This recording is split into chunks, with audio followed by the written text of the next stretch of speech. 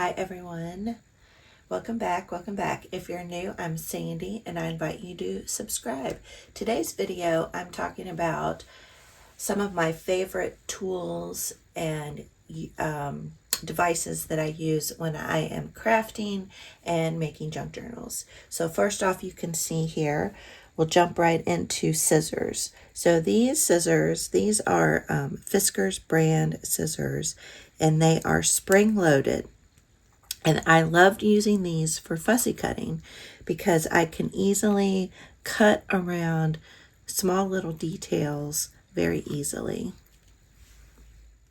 Here's just a simple example, but I like that it doesn't stress on my hands. I just have to move it just a little bit with hardly any pressure for it to cut. And then the trick is to move the paper as opposed to the scissors and just go around the edges and then move the paper. You kind of get the idea. So I really love these scissors. I bought them back in my scrapbooking days. What was it? Memory Keeper or Creative Memories, I think. Those consultants recommended these, and I think they still make, it looks a little bit different. I'll try to link them down below, something similar, but I love them. And then my other scissors that I absolutely love are my fabric scissors, and these are it's Gingher. Is that Ginger? I'm not sure how to say that. It's German, or no, Italian. But I absolutely love these sewing scissors. I recommend getting a good quality. I got these for Christmas several years ago and only use them on fabric. Do not use them on paper because it will dull them, and try not to cut through sticky stuff because then that will also make them not cut as well. And you can always take them to a local sharpener. We have a store here in Louisville, and I think I'm going to take mine over there because I think I have some gunk built up on these that I want to get cleaned off. So these aren't ranked in any particular order. It's just kind of how I have them set out. So this is a distress sprayer by Ranger. It's the Tim Holtz. And I love this because of the way the mister works. You can, let me grab a paper towel real quick. You can spray it just full on, pull the whole trigger all the way back, and it'll spray a big glob of water. But the other cool thing is you can just kind of squeeze it a little bit, and you can have just little bitty, you probably can't see that, but little bitty drops come out. So when I'm working with my different distress sprays and dilution sprays, you can really get some cool mixed media effects with it. And I just picked mine up at Hobby Lobby, and you can see it's all messed up and dirty from all the ink and whatnot. The next tool that I like is simply a room key or an old credit card, whatever you have around the house. And I like to use these to, when I've glued something down, I go across the paper to really get that glue to spread out, and it works really well. And then also with mixed media, especially if I'm working with like modeling paste and things like that, I'll dip the edge of this in the modeling paste, and then I can make lines on my mixed media paper with them, and it makes really cool added elements with lines. And then you can see the other thing I've done is I've cut these corners off, and I use these for my templates when I'm cutting my tags. So that's kind of for a bigger tag, and that is for a smaller tag. So, you know, don't throw all your room keys away. Keep one to use. The next thing, I'll talk about glues for a minute. I know glue sticks are always in question, like what's a good glue stick, what will hold up. And the Paper Outpost, she's the one that talked about this glue stick, and I really like it. I've purchased the, what is it, Yoo-hoo glue stick. I think that's how you say it. And it's okay, but it's expensive. And this is not too outrageously expensive. So I really like this glue stick. And I like the fatter glue stick because I think it covers more surface. I know some people like one to have color in it so they can see where they've glued. But I think they also make a purple color as well, the Scotch. So they do have that option as well. And I like that it's permanent. And so I think it holds up really, really well. And I like that it's photo safe as well. You know, not everything I do is archival anymore, like I did when I did scrapbooking, but it's still nice to know that that is an option there.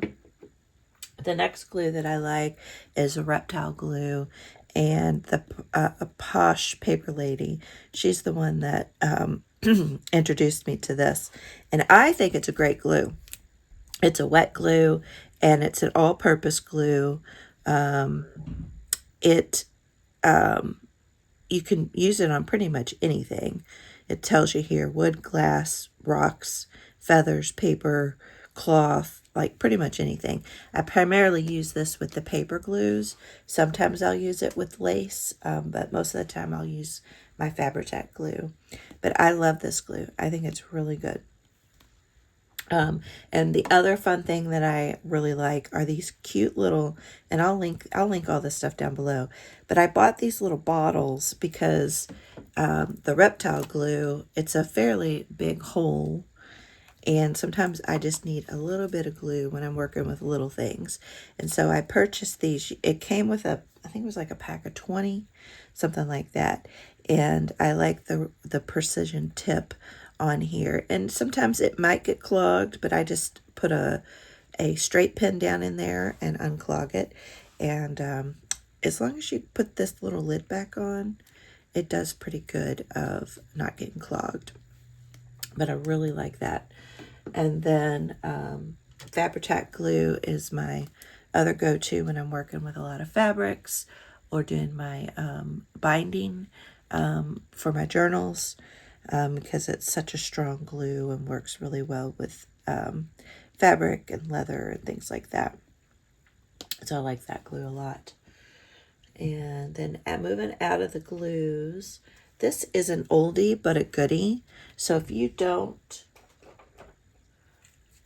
want to spend and invest in this this Crocodile corner chomper, here you can do 1/4 of an inch and 1/2 an inch.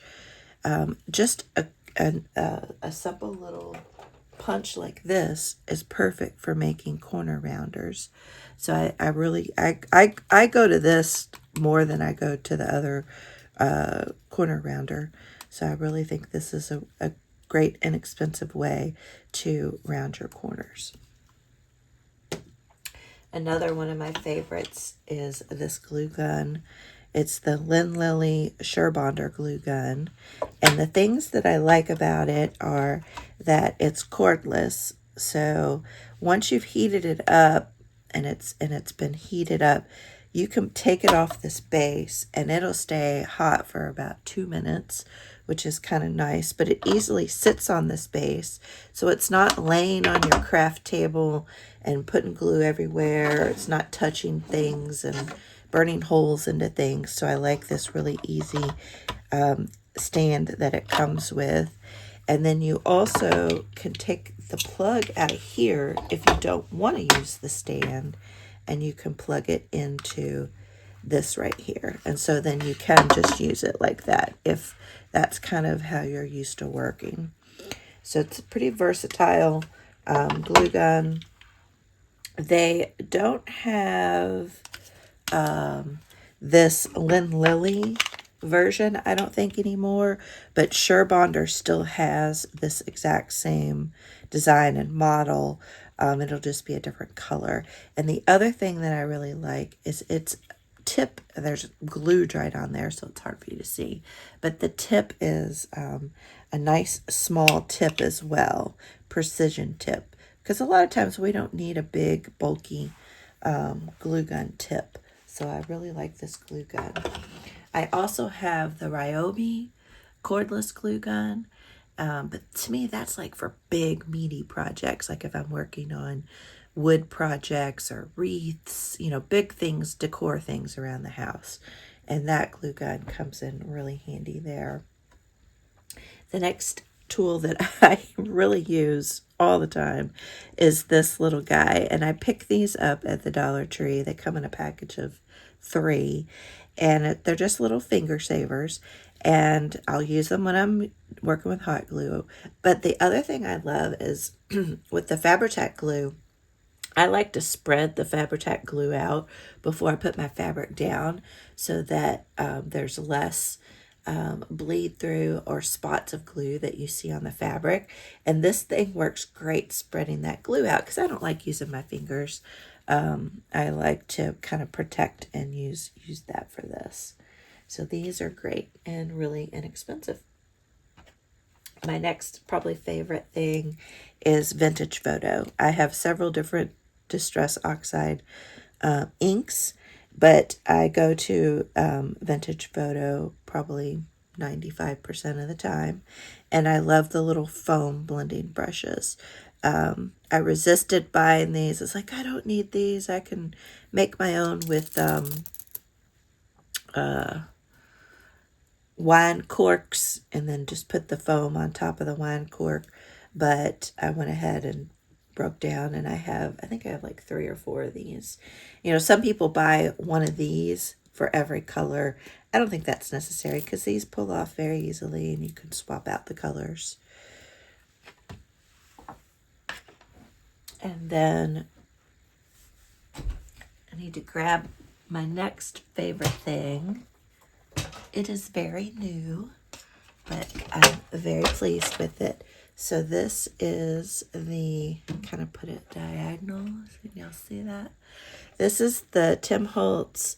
It's the tonic. It's the latest trimmer. And I got it on sale, so that was a bonus.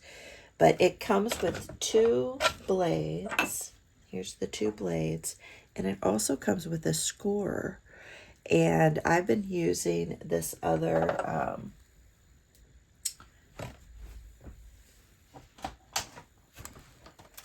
this We Are Memory Keepers scoring and cutting board for several years now.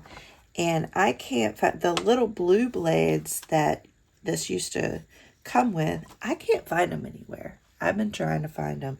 And they had this one. And I do not like this blade. And I don't think it cuts very well. And I don't think it stays sharp very long. I do like the scoring feature on this, but I've become dissatisfied with this. So that's what prompted me to give this a try. And it cuts even the cheap paper at Michael's. I think it cuts it very well. So I really like that. The other thing I like is that there's a little gap here, so you don't have to be lifting this back and forth all the time.